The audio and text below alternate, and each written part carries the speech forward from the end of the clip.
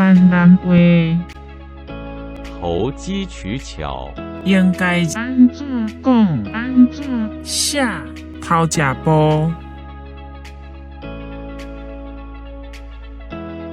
内容是从台湾闽南语常用词词典引用。示意作弊、投机取巧，利用时机不守规定、不按部就班而获取利益。例你做代志嘛较少去讲咧，卖定不是就想要头一步。你做事要按部就班，不要常常想着要投机取巧。请支持我，点击 subscribe， 然后再单击小铃铛，也不要忘了转发给您的朋友圈。谢谢，请点击下面观看同一系列的影片。